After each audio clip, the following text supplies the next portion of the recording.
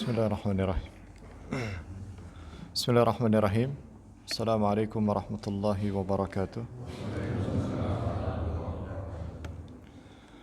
Innal hamdalillah nahmaduhu wa nasta'inuhu wa nastaghfiruh wa na'udzu billahi min shururi anfusina wa min sayyiati a'malina. Man yahdihillahu fala mudilla lahu wa man yudlil fala hadiya lahu. وأشهد أن لا إله إلا الله وحده لا شريك له وأشهد أن محمدا عبده ورسوله اللهم صل وسلم وبارك وزد وأنعم على حبيبنا محمد صلى الله عليه وسلم وعلى آله وصحبه ومن استنى بسنته إلى يوم الدين. يقول الله سبحانه وتعالى يا أيها الذين آمنوا اتقوا الله حق تقاته ولا تموتن إلا وأنتم مسلمون. Amma ba'd. Hadirin jemaah sekalian yang dimuliakan Allah Subhanahu wa taala. Alhamdulillah, kita bersyukur pada Allah Rabbul Izzati wal Jalal atas segala kesempatan yang Allah berikan kepada kita, kenikmatan yang kita terima, sehingga pada kesempatan pagi hari ini kita kembali diberikan kesempatan, diberikan akses untuk terus mendekat kepada Allah Subhanahu wa taala, baik dengan ibadah-ibadah yang wajib maupun dengan ibadah-ibadah yang sunnah. Dan salah satu taqarrub kita, bentuk kasih sayang Allah Subhanahu wa taala dengan Allah memberikan kita akses adalah salah satunya dengan menuntut ilmu. Hadirin yang dimuliakan Allah Subhanahu wa taala, hari ini adalah hari ketiga atau kedua dari bulan Dzulhijjah. Kedua. Iya, bulan kedua atau hari kedua di bulan Dzulhijjah. Artinya kurang dari 10 hari ke depan, iya, kita akan masuk atau merayakan Idul Adha, ya. Sehingga pada kesempatan hari ini menjadi momentum yang sangat spesial, ya. Kita kembali mengkaji, kita kembali murajaah, ya, pelajaran kita yang telah kita dapatkan dari guru-guru kita tentang fikih berkurban, ya. Hari ini kita sejenak mempelajari tentang fikih berkurban, ya, dan kita tunda sementara satu pertemuan bersama dengan Al-Imam An-Nawawi rahimahullahu taala, ya, kitab Al-Arba'in An-Nawawiyah kita akan masuk kembali dan kita akan pelajari di pertemuan yang akan datang biidznillah taala, ya. Pentingnya murajaah buat kita karena saya yakin di sini jauh lebih pengalaman dibandingkan yang berbicara di hadapan bapak-bapak sekalian, ya. Mungkin usianya puluhan tahun sudah bertemu dengan Idul Adha, ya, sudah sering bertemu dengan bulan Dzulhijjah, ya. Tapi nggak ada salahnya untuk kemudian kita murajaah, karena mudah-mudahan dengan murajaah itu ilmu yang telah kita dapatkan itu semakin rasih, semakin kuat dan kokoh, sehingga lebih mudah untuk kita amalkan. Hadirin jamaah sekalian yang dimuliakan Allah Subhanahu wa taala, memasuki bulan Dzulhijjah di hari kedua ini harusnya kita sambut dengan gembira, ya, dengan bersyukur kepada Allah Subhanahu wa taala, menjadikan bulan Dzulhijjah ini menjadi momentum kegembiraan kita. Rasa yang kita rasakan ketika memasuki bulan Dzulhijjah ini sedikit berbeda daripada bulan-bulan lainnya, ya. Sebagaimana para ulama salaf di zaman dahulu, tatkala mereka memasuki bulan Dzulhijjah atau 10 hari awal bulan Dzulhijjah ini, mereka sangat-sangat memuliakan sekali, ya, mereka sangat memuliakan sekali. Sampai disebutkan ulama salaf pernah mengatakan kanu yu'adzibuna al-ashru ats-tsalath, ya, atau thalathul ashru min kulli syahrin. Kurang lebih para ulama salaf pernah mengatakan dahulu ya, mereka itu mengagungkan 10 hari di 3 momentum. Momentum yang pertama, 10 hari yang pertama adalah 10 hari terakhir di bulan Ramadan. Ya. Ini mereka sangat memuliakan sekali. Ulama salaf ketika memasuki 10 hari di bulan suci Ramadan, Ramadan itu menjadi bulan yang cukup penting bagi kaum muslimin, terutama di 10 terakhir di bulan suci Ramadan. Kegiatan mereka bersama dengan ibadah itu jauh lebih kencang dibandingkan 20 hari awal di bulan Ramadan. Ini 10 hari kedua yang kemudian para ulama salaf betul-betul menikmati, betul-betul merasakan ya, menggenjot ibadah mereka ya, selain di 10 terakhir bulan Ramadan adalah 10 hari awal di bulan Dzulhijjah. Adalah hari-hari ini. Ya, adalah hari-hari ini yang kita sedang berada di dalamnya. Ya.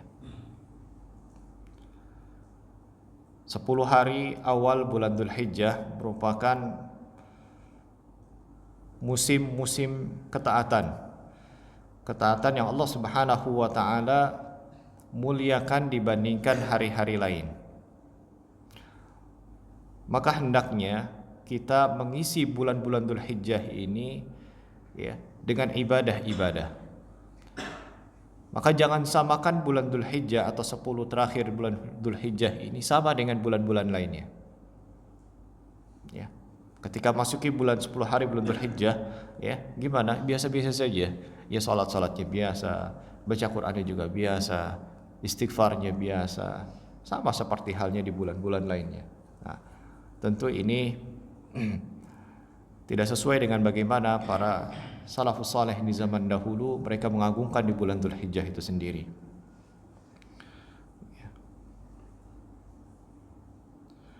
Dari sahabat Abdullah bin Abbas radhiyallahu taala anhuma bahwasanya Nabi sallallahu alaihi wasallam pernah bersabda, "Ma min ayyamil amalus salih fiha ahabbu ila Allah min hadhil ayyam, yakni ayyamul ashar."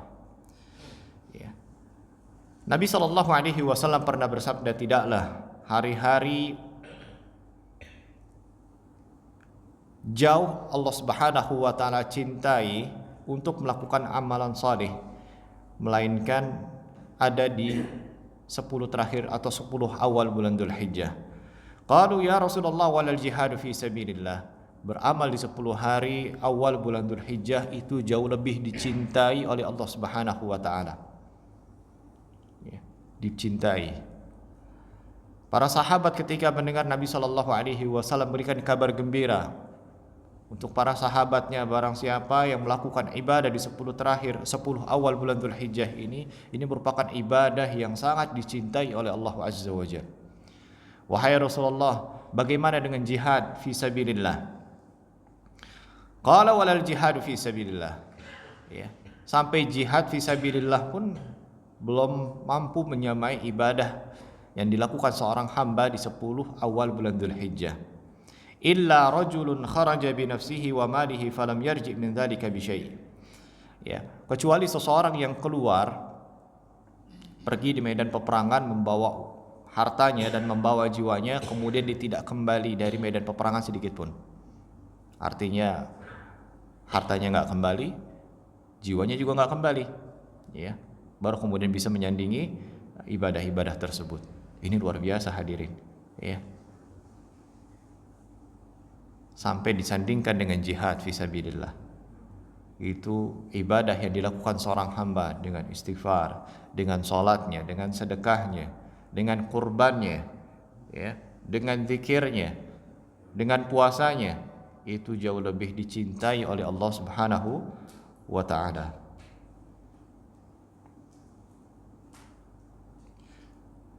Hadirin dimuliakan Allah Subhanahu wa ta'ala, di antara amalan-amalan ibadah di bulan Dzulhijjah ini, ya, fayanbaghi 'alal muslim an yastaftiha hadhihi al-ashr bi taubatin nasuh ila Allah azza wa jalla. Hal yang pertama yang harus kita lakukan, ya, dalam rangka menyambut 10 awal bulan Dzulhijjah ini, kita sambut dengan kita bertaubat kepada Allah Subhanahu wa taala dengan sebaik-baiknya taubat. Kenapa dengan taubat? Kenapa dengan perbanyak istighfar? Taubat dan istighfar ini akan memudahkan kita melakukan amal soleh di 10 hari atau 10 awal bulan Dzulhijjah. Ya, kita awali dengan taubat. Istighfar kepada Allah Subhanahu wa taala. Maka puasa kita, sedekah kita, salat kita, zikir kita itu akan dimudahkan oleh Allah Subhanahu wa taala. Ya. Orang yang hatinya kotor, orang yang masih bergelimang dengan kemaksiatan, maka akan sangat sulit sekali atau akan sangat berat sekali untuk melakukan ibadah-ibadah yang dicintai oleh Allah Subhanahu wa taala. Akan sangat berat sekali dia untuk membaca Al-Qur'an, akan sangat berat sekali lisannya untuk berzikir kepada Allah Subhanahu wa taala. Ya, akan sangat berat sekali untuk bersedekah, akan sangat berat sekali untuk berpuasa dan lain sebagainya. Maka awali momentum yang mulia ini dengan kita bertaubat kepada Allah Subhanahu wa taala. Amalan yang pertama setelah taubat adalah dengan kita berpuasa. Di 10 awal bulan Dzulhijjah ini kita disunnahkan untuk berpuasa. Ya.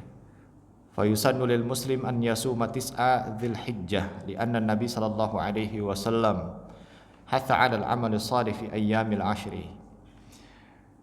Berpuasa bukan hanya sekedar di hari Arafah, ya. Sebagaimana yang kita fahami, di bulan Dzulhijjah ada berpuasa memang keutamaan secara khusus disebutkan oleh Nabi sallallahu alaihi wasallam, yaitu berpuasa di hari ke-9 bulan Dzulhijjah. Namun sesungguhnya, ya, berpuasa selama rentang 10 awal bulan Dzulhijjah ini juga bagian dari sunnah Nabi sallallahu alaihi wasallam.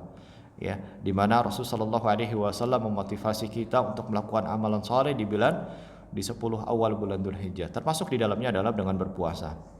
Wasiyamu min afdhalil a'mal, dan berpuasa itu merupakan sebaik-baiknya amalan. Wa qad istafahu Allah Ta'ala li nafsihi kama fil haditsil qudsi. Qala ta'ala kullu amal ibni Adam lahu illa as-siyam fa innahu li wa ana ajzi bih. Berpuasa merupakan sebaik-baiknya atau afdal dari ibadah-ibadah yang disyariatkan kepada hamba-hamba Allah. Sebagaimana Allah mengatakan dalam hadis qudsi, setiap anak Adam itu, ya, itu adalah untuk dia kecuali berpuasa. Ya. Fa innahu li wa ana jazibih. Seseorang yang berpuasa itu adalah mata-mata untukku dan aku sendiri akan memberikan ganjaran buat dia. Dan Nabi sallallahu alaihi wasallam juga berpuasa di 9 awal bulan Dzulhijjah. Ya. Fan Hunaidah bin Khalid an imratihi an ba'di azwajin Nabi sallallahu alaihi wasallam qalat kana an-nabiy sallallahu alaihi wasallam yasumu 9 Dzulhijjah wa yawm Ashura wa 3 ayyam min kulli shahrin awwal itsnain min asy-syahri wa khamisaini. Ya, adalah Nabi sallallahu alaihi wasallam yang diriwayatkan oleh para istri-istrinya memberikan testimoni bahwasanya Nabi sallallahu alaihi wasallam itu berpuasa di 9 hari awal di bulan Dzulhijjah, kemudian hari Asyura dan 3 hari setiap bulannya. Ya. Jadi Nabi SAW itu suka berpuasa di 9 awal bulan Dzulhijjah, bukan hanya di hari Arafah saja.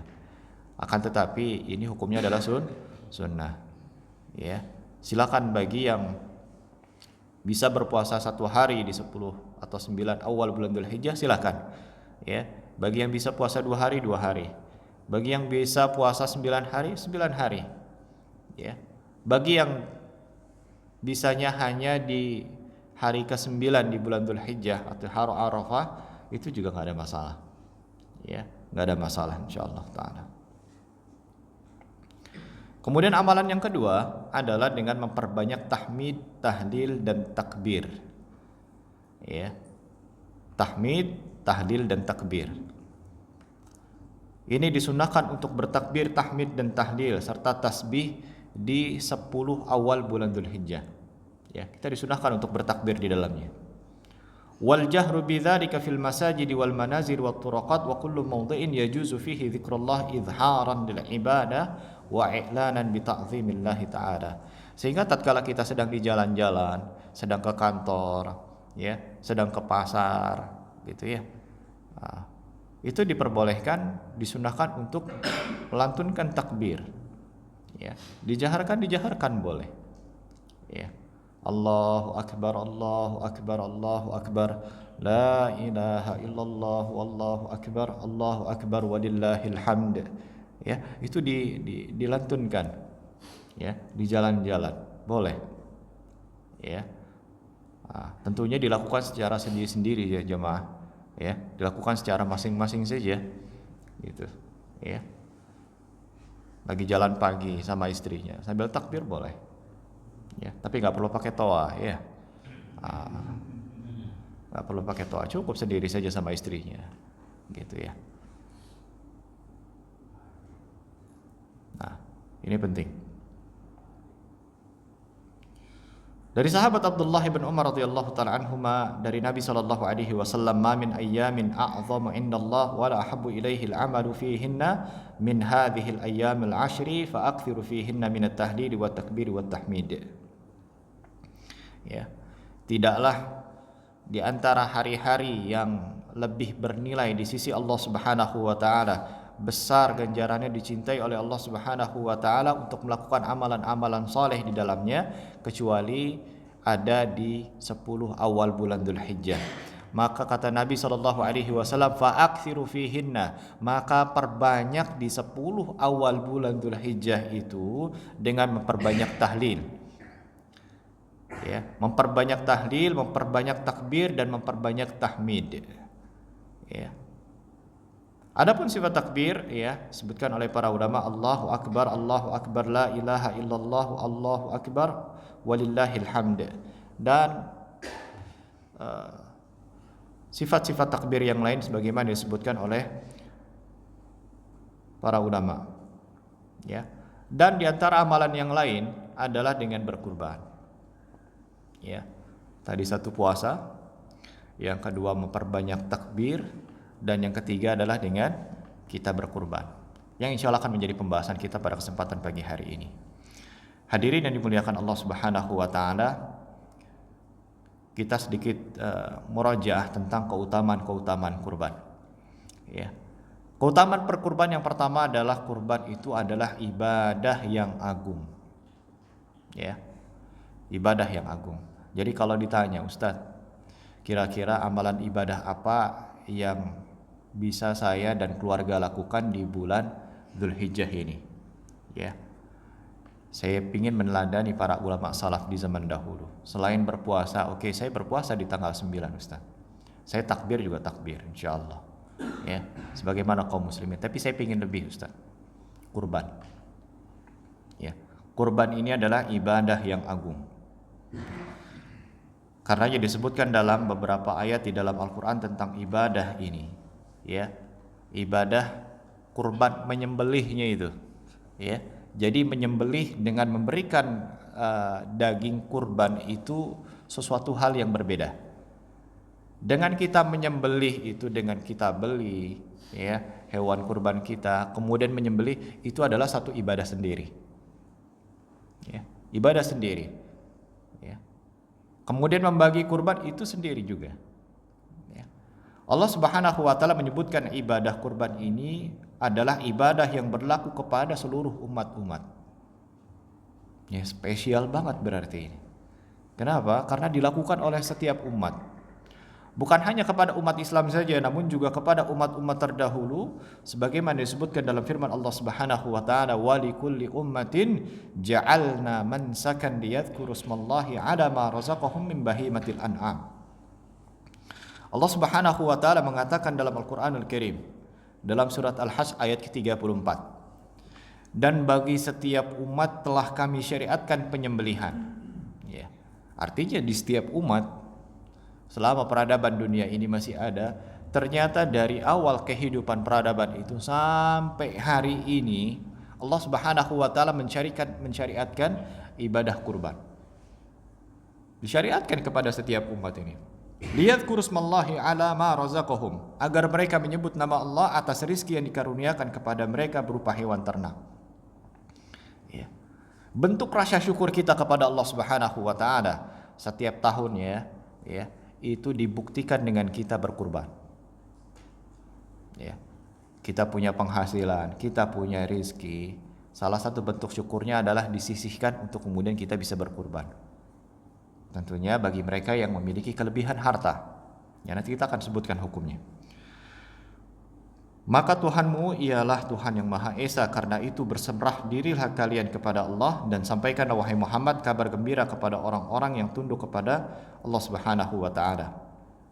Hadirin yang dimuliakan Allah, firman Allah tersebut atau yang baru saja kita bacakan menjelaskan bahwa ternyata menyembelih untuk Allah bukanlah ibadah yang dikhususkan bagi umat Islam saja.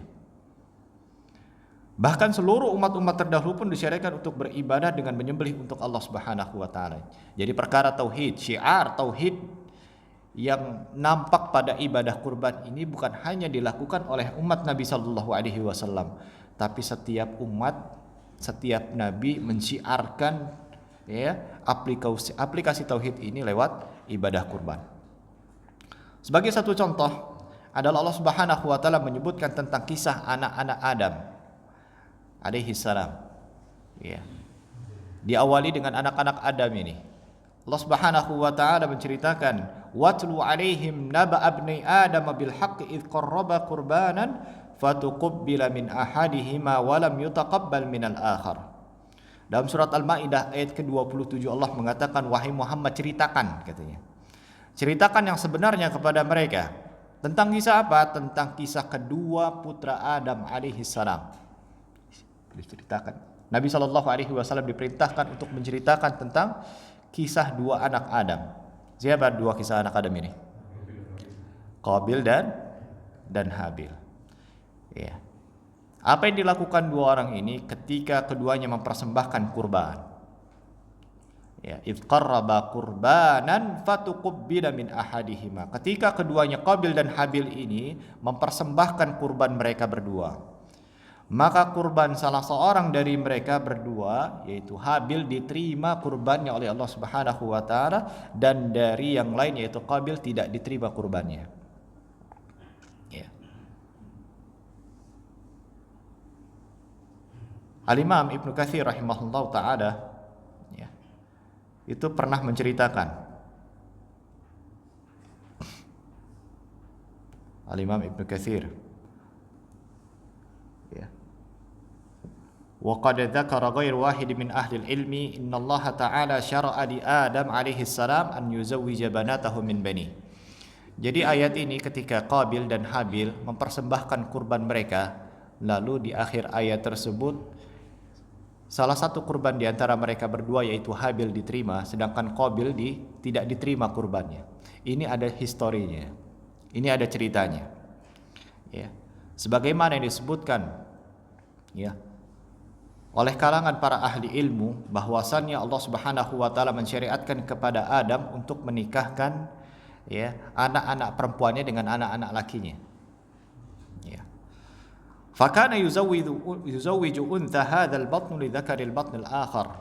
Ya. Jadi Nabi Adam alaihi salam dan Hawa ketika melahirkan pasangan ya, pasangan laki-laki dan perempuan. Jadi lahir dari perutnya ibunda Hawa ini adalah selalu berpasang-pasangan kembar.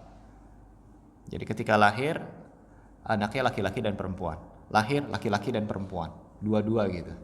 Ya, kembarnya bukan laki-laki, enggak, atau perempuan-perempuan, enggak, tapi laki-laki dan perempuan. Ntar lahir lagi laki-laki dan perempuan. Itu seperti itu. Maka kemudian Allah Subhanahu wa taala mensyariatkan untuk menikahkan yang laki-laki dengan perempuan, yang laki-laki dengan perempuan. Ya. Berkata Ibnu Katsir, wa kana min khabarihi ma fi ma dzakarahu ghairu wahid min as-salaf wal khalaf anna Allah ta'ala syara'a li Adam alaihi salam an yuzawwija banatahu min banihi li daruratil hal. Maka Allah Subhanahu wa taala mensyariatkan untuk menikahkan perempuan dengan laki-laki, anak perempuan mereka dengan anak laki-lakinya li daruratil hal, karena suatu kondisi yang darurat. Karena memang keturunannya hanya baru saja di situ aja, gitu. Walakin qalu kana yuladuhu fi kulli batnin dzakarun wa untha fa kana yuzawwidu unsa hadzal batn li dzakaril batn al-akhar.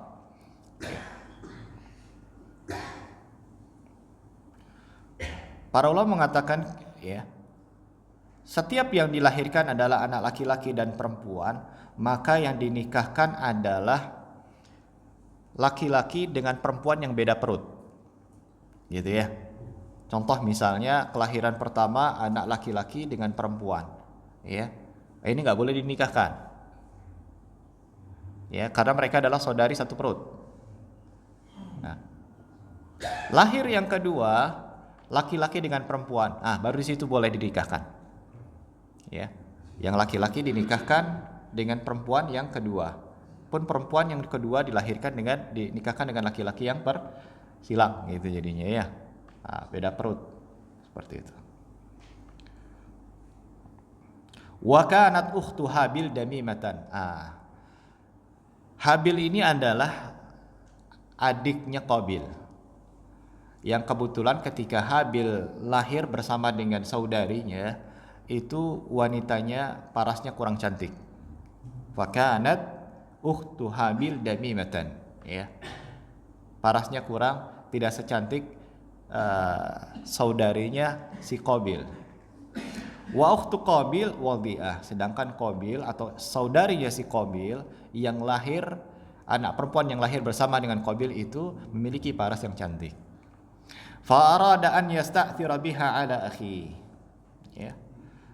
Seharusnya dinikahkan antara si Qabil dengan saudarinya si siapa? Habil. Begitu pula dengan saudaranya si Qabil dinikahkan dengan Habil. Farada an yasta'thira biha ala akhi fa aba adam dzalika illa an yuqarriba qurbanan. Ya, ketika sudah mau dinikahkan seperti itu, enggak mau gitu ya. Enggak mau katanya.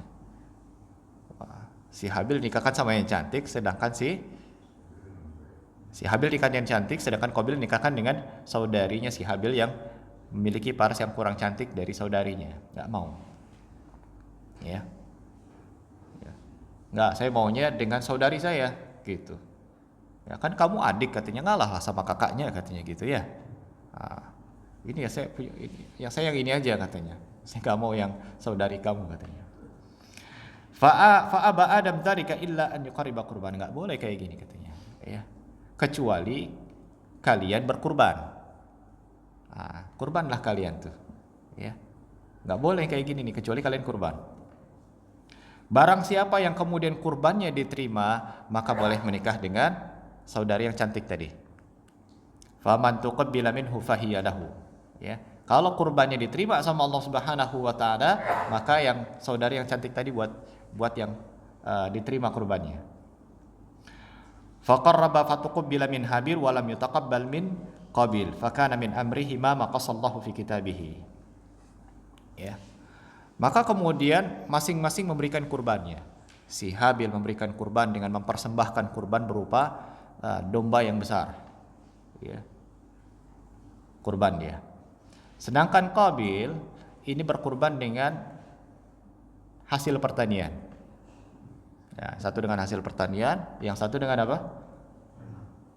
Domba tadi, domba yang besar.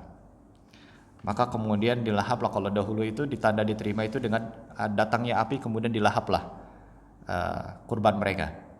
Ya, zaman dahulu. Ya, seperti ghanimah, kemudian kurban, wallahu taala bisawab. Itulah ceritanya. Ya. Ada api yang datang kemudian melahap kurban mereka. Kalau dilahap berarti habis kurbannya, maka tandanya diterima. Sedangkan yang enggak diterima masih ada di situ. Ya. Nah, maka si kurbannya Habil ini yang diterima sama Allah Subhanahu wa taala berupa kurban domba yang besar tadi. Ya. Sedangkan yang punya Qabil enggak diterima. Disinilah muncul kisruh lagi. Wah, saya enggak terima nih katanya. Kok kurbannya si Habil yang diterima, kurban saya enggak diterima? Gitu. Ya. Maka kemudian dalam ayat tadi dikatakan, ya. Fatuqabbila min ahadihima wa lam yutaqabbal minal akhar. Qala la aqtulannak, ya. Yang satu diterima, yang satu enggak diterima, maka si Qabil ini enggak terima. Oh, kalau kayak gitu saya akan bunuh engkau wahai Habil. Ya. Saya nggak terima nih katanya. Kurban saya nggak diterima, otomatis dia akan menikah dengan saudarinya. Gitu. Qala la aqtulannak. Kalau gitu saya akan benar-benar akan membunuh engkau wahai Habil. Saya akan habisi engkau wahai Habil. Ini kata si Qabil. Qala innama yataqabbalullahu minal muttaqin. Maka saudaranya si Habil ini berkata kepada kakaknya si Qabil, innama yataqabbalullahu minal muttaqin. Sesungguhnya Allah itu menerima kurbannya itu dari orang-orang yang bertakwa. Ya. Orang-orang yang betul-betul menjalankan syariatnya. Nah, ini curang kalau kayak gini, gitu ya. Nah, akhirnya dibunuhlah, dihabisilah Habil oleh saudaranya Qabil tadi. Ya. Dalam ayat selanjutnya disebutkan bagaimana Qabil menghabisi saudaranya si Habil disebabkan karena hasad tadi. Ya. Hasad, yang satu diterima, yang satu nggak diterima. Si Habil ini menikah dengan saudara yang cantik, sedangkan Qabil menikah dengan saudari yang parasnya kurang cantik. Seperti itu. Hasad. Maka hasad ini adalah dosa pertama di muka bumi. Hati-hati. Ya. Nah, di sini juga syariatkan disebutkan dalam sebuah athar tadi bagaimana menguburkan dengan manusia ketika sudah meninggal kemudian dikuburkan. Nah, itu syariatnya dari sini. Ya. Datang seekor burung gagak kemudian digalilah tanahnya itu tadi, kemudian si Habil dimasukkan, kemudian ditutup kembali. Di situ kemudian Qabil melihat, oh begini caranya menguburkan mayat gitu. Orang yang sudah meninggal, orang yang terbunuh dikuburkan, ya, bukan dibakar, ya, atau bukan dikremasi, ya, dan lain sebagainya. Tetapi syariat Islam sebagaimana dari zaman Nabi Adam alaihissalam adalah dengan dikubur.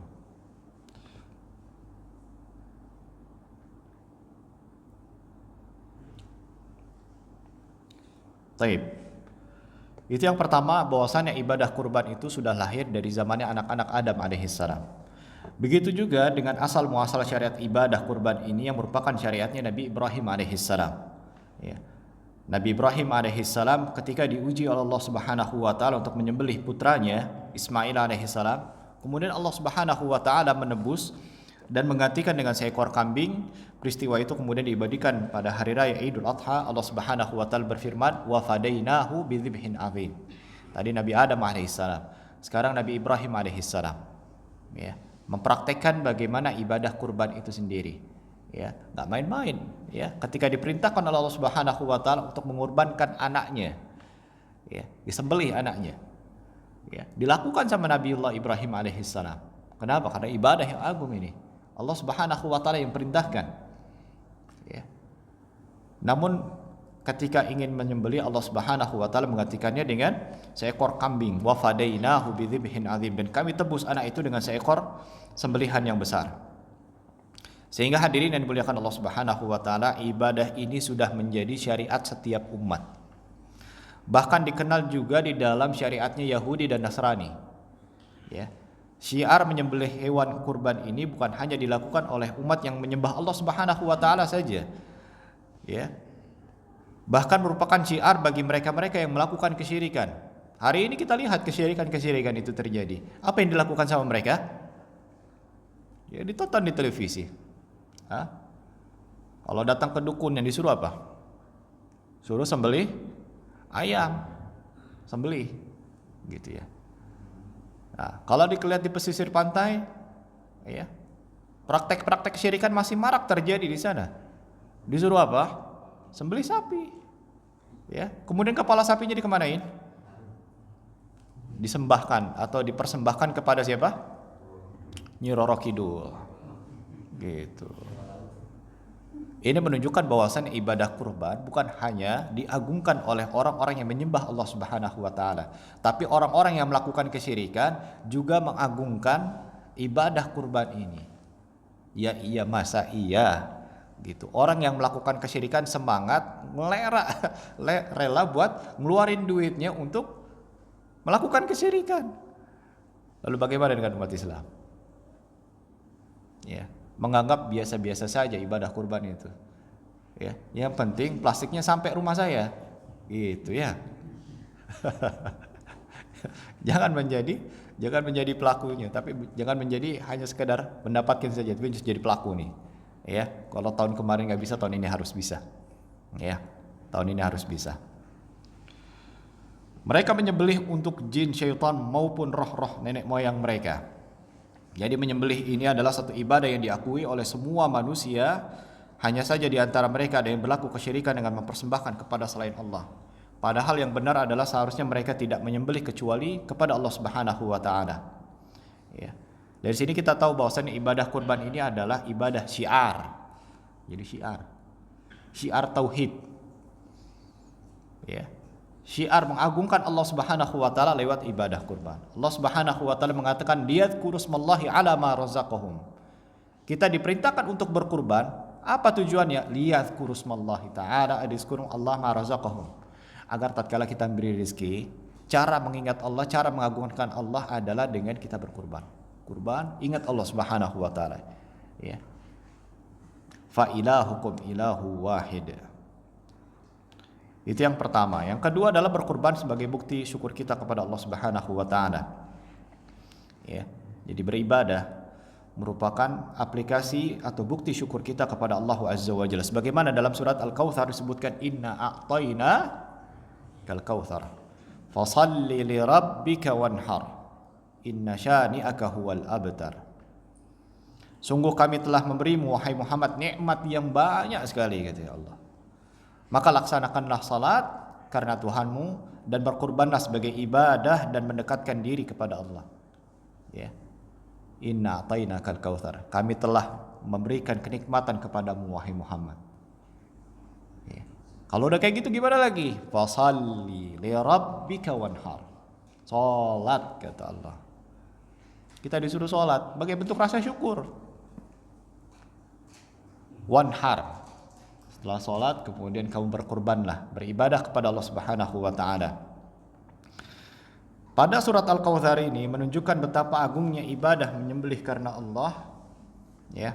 Para ulama mengatakan bahwa sebagai bukti syukur Nabi sallallahu alaihi wasallam, Allah Azza wa Jalla memberikan kepada Nabi anugerah berupa telaga Al-Kautsar, maka bukti syukur beliau adalah dengan dua ibadah yang sangat agung yaitu salat dan menyembelih.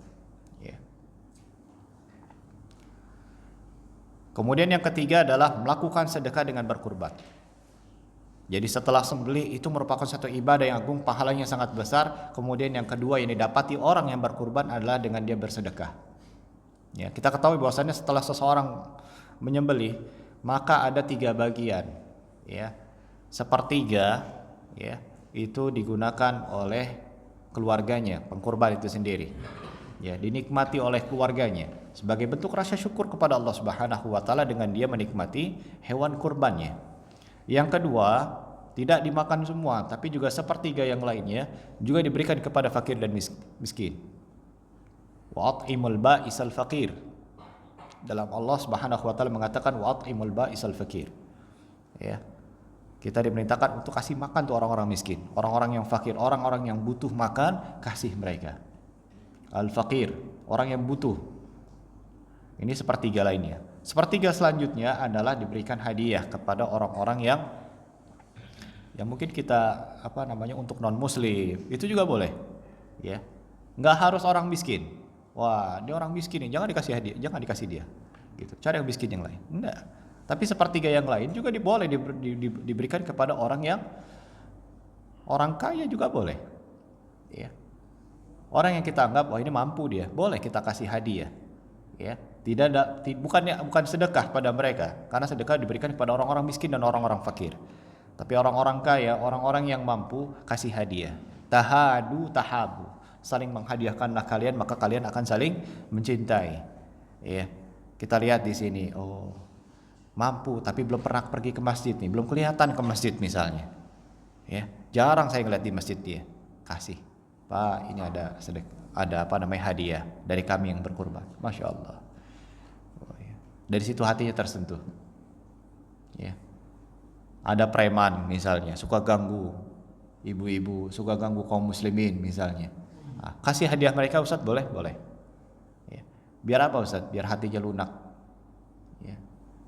Ada saudara saya Kristen sebelah Ustadz, miskin banget, boleh nggak dikasih Ustadz? Boleh. Ya. Yang mampu aja boleh, ya, sebagai bentuk rasa taklifan di qulubihim, agar melunakkan hati mereka. Oh, gini loh agama Islam seperti ini. Ya, agama Islam itu seperti ini. Baik hadirin yang dimuliakan Allah Subhanahu wa taala. Jadi sisihkan rizki kita, ya. Insya Allah ini ibadah bagi orang-orang yang insya Allah nggak berat, insya Allah, ya, karena amalan ini hanya dilakukan sekali dalam setahun, ya. Kalau kita punya kelebihan rizki, maka luangkan rizki kita untuk berkurban, ya. Luangkan rizki kita untuk berkurban, ya. Kalau kita bisa beli handphone dan bisa beli motor saja, atau bisa berpergian jauh-jauh, itu bisa nabung 1-2 bulan, maka kemudian bagaimana dengan ibadah kurban, ya. Ini adalah bentuk ujian keimanan kita, ya. Baik. Hadirin dimuliakan Allah Subhanahu wa taala. Tersebar beberapa hadis tentang keutamaan-keutamaan kurban. Ya. Ada beberapa hadis yang berhubungan dengan keutamaan menyembelih hewan kurban, namun ternyata hadis tersebut adalah hadis yang dhaif. Bahkan lemahnya lemah sekali. Kita diperbolehkan untuk beramal dengan hadis yang dhaif selama dhaifnya itu tidak dhaifun jiddan. Tentunya adalah sebagian para ulama yang masih menerima dengan hadis dhaif. Kita boleh mengamalkan hadis dhaif selama kelemahannya itu tidak lemah sekali. Kemudian yang kedua, ada lemahnya itu memiliki induk hadis yang sahih, ya, sehingga hadis yang ini hanya penjelas saja. Ini diperbolehkan, ya, untuk mengamalkan hadis dhaif. Taib, ada contoh seperti hadis yang disebutkan bahwa sesembelihan yang kalian sembelih akan menjadi tunggangan seseorang melewati sirat menuju surga. Hadis ini cukup tersebar, ya. Sebagaimana diriwayatkan sebuah hadis an Nabi Hurairah radhiyallahu anhu qala Rasulullah sallallahu alaihi wasallam istafrihu dhahayakum fa innaha matayakum 'ala sirat. Dari Abu Hurairah radhiyallahu taala anhu berkata bahwasanya Nabi sallallahu alaihi wasallam bersabda, perbaguslah hewan kurban kalian karena dia akan menjadi tunggangan kalian melewati sirat. Ya, sering kita ada ngeliatin flyer gitu, ya. Nah, ada seseorang yang kemudian dinaikin di atas tunggangan kambing, ya. Udah diedit tapi itu orangnya jadi kecil, sapinya jadi besar, atau si kambingnya jadi besar, gitu, ya. Untuk divisualisasikan dari hadis ini, ya. Hadis tersebut diriwayatkan oleh Ad-Dailami dari jalur Ibnu Mubarak dari Yahya bin Ubaidillah bin Mauhab dari ayahnya dari Abu Hurairah dan meriwayatkan dari Nabi SAW. Adapun perawi yang bernama Yahya, dalam satu perawi hadis ini Yahya itu dhaifun jiddan dikatakan oleh Dailami dari jalan Ibnu Mubarak, ya. Di antara ulama mengomentari hadis yang tadi barusan kita bacakan, ya, istafrihu, perbaguslah hewan kurban kalian karena dia akan menjadi tunggangan kalian menuju sirat, menuju surga tadi, ya, menjadi tunggangan kalian melewati sirat. Kata Ibnul Mulakin, ya, beliau berkata, la yahduruni man kharrajahu ba'dal bahthi syadidi anhu. Aku tidak mendapatkan perawi yang telah meriwayatkan tadi, meskipun sudah dicari dengan sangat gigih. Ini dalam kitab Al-Badrul Munir. Ini kata Ibnul Mulakin, saya perawi itu nggak dapat, saya cari-cari nggak ada, katanya. Ini sekelas ulama, ya.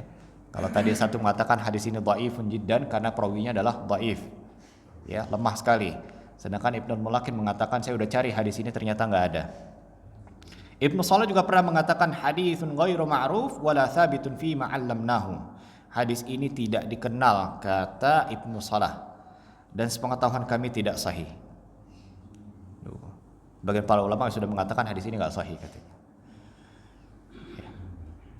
Jika hadis ini sahih, tentunya seseorang akan berusaha mencari kambing atau hewan sesembelihan terbesar agar dia bisa menaikinya pada hari kiamat kelak. Kalaupun hadis ini sahih, ya, maka seseorang dalam memahami hadis ini dia akan mencari hewan kambing paling terbesar sudah. Kenapa? Kalau badannya besar, cari kambing yang diskonan, gitu, ya. Nah, kambingnya kecil, kurus pula, udah ini udah buat anak ini besok ini. Jangan dikasih ke siapa-siapa, ya. Nah, karena murah udah 1 juta ini soalnya, nggak ada lagi udah, cuman ini doang yang kurus kan. Nggak kuat bawa badannya dia itu di hari kiamat nanti, Ya, kalaupun seandainya hadis ini adalah hadis yang sahih. Ya.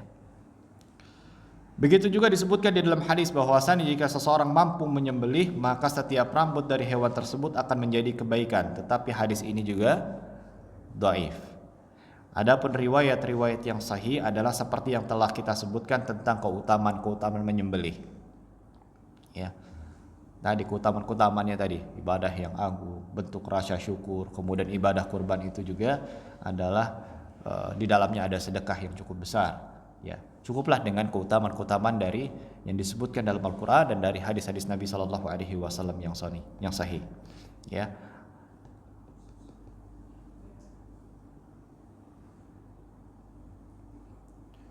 Sebagian para ulama mengatakan juga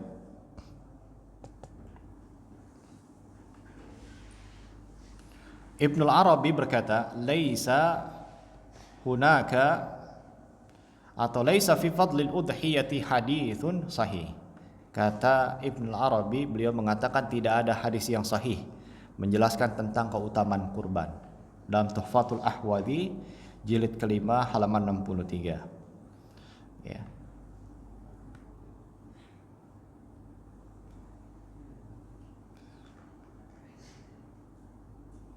Tapi hadirin dimuliakan Allah Subhanahu wa taala. Masih ada waktu, Pak? Hah? Sedikit lagi. Ya, 5 menit lah ya. Baik. Kita masuk kepada hukum menyembelih atau hukum berkurban. Hukum menyembelih itu wajib atau sunnah sih, Ustaz? Ya. Gitu. Terdapat khilaf di kalangan para ulama pada permasalahan ini. Secara umum ada 2 pendapat, yaitu wajib dan sunnah. Ya, wajib dan sunnah.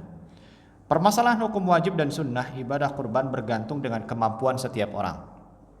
Setiap orang berbeda-beda.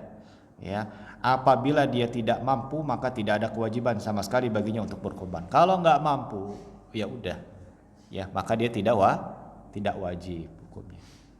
Ya, Ustaz, ana mau ngutang deh Ustaz, gitu ya. Kebanyakan seperti itu. Ya. Anda mau ngutang aja Ustaz, boleh nggak? Sebenarnya hukum utang boleh-boleh saja, selama dia bisa mengukur, ya, mengukur setiap bulannya penghasilannya cukup nggak buat bayar utangnya. Ya, Anda mau utang beli sapi misalnya, harga 4 juta. Oh ternyata setiap bulannya istrinya masih suka ngomel, gitu, gaya-gaya banget kurban gitu. Ini beras di rumah nggak ada, mau gimana ini? Ya, setiap bulan kita masih suka ngutang, tutup gali lubang tutup lubang juga katanya. Nah dalam hal ini jangan dipaksakan, ya, jangan dipaksakan seperti itu. Tetapi kalau seandainya dia karyawan, dia pengusaha, ya, dia bisa mengukur hasil histori dia selama setahun atau beberapa bulan ke belakang, dia punya penghasilan, alhamdulillah ada safety money sekitar 200-300 ribu ada tuh. Nganggur uang 200 sampai 300 ribu, ya, sehingga dengan demikian ya dia bisa mengukur, saya insya Allah bisa kurban, ngutang juga nggak apa-apa, ada saya punya uang setiap bulan 300 ribu, datanglah sama yang punya uang, ya, saya mau pinjam uang untuk berkurban, setiap bulan saya akan bayar 300 ribu, dari mana dapatnya? Saya punya gaji saya sekian dan selama bulan ini selalu nyisa 300 ribu. Kalau untuk sampai 4 juta saya nggak cukup uangnya, apalagi sampai 5 juta dan 6 juta nggak cukup uang saya. Ya, bolehkah saya berhutang? Boleh. Ya, dalam hal itu Allah Taala bisa diperbolehkan. Ya. Lagi-lagi apabila dia tidak mampu maka tidak ada kewajiban sama sekali baginya untuk berkurban. Namun bagi orang yang memiliki kemampuan terlebih dalam kemampuan harta, ya, apakah dia wajib atau tidak? Yang pertama adalah kata para ulama hukumnya wajib. Ini pendapat pertama mengatakan hukum kurban bagi mereka-mereka yang mampu hukumnya wajib.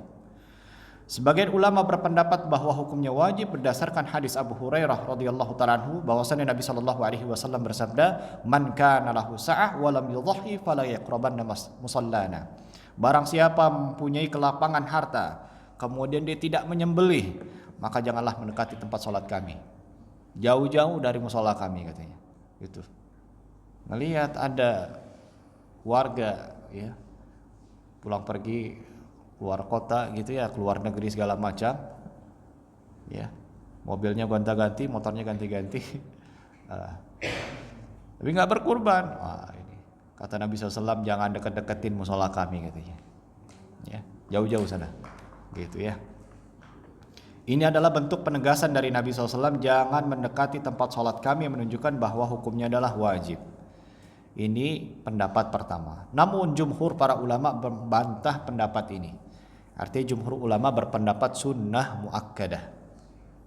Mayoritas para ulama berpendapat sunnah muakkadah bagi mereka-mereka yang memiliki kemampuan untuk berkurban. Ya. Namun tidak sampai pada derajat wajib. Karena hadis yang menetapkan wajib adalah mauquf, ya, atau perkataan sahabat Abu Hurairah radhiyallahu taala anhu. Apalagi ada sebagian para sahabat yang menyengaja tidak berkurban, padahal mereka memiliki harta yang lapang. Sebagai contoh misalnya Abu Bakar radhiyallahu taala anhu dan Umar radhiyallahu taala anhu. Disebutkan oleh Ibnu Abbas radhiyallahu taala anhuma bahwa mereka pernah meninggalkan udhiyah. Ya, Abu Bakar dan Umar pernah meninggalkan udhiyah sedangkan mereka memiliki kelapangan harta. Hal itu dilakukan dengan tujuan untuk menjelaskan kepada orang-orang agar mereka tahu bahwa hukumnya adalah sunnah muakkadah dan tidak sampai pada derajat wajib. Ya. Namun para ulama sepakat kalau Nabi SAW itu selalu berkurban. Ya, setiap tahun dia selalu berkurban Nabi SAW. Ya.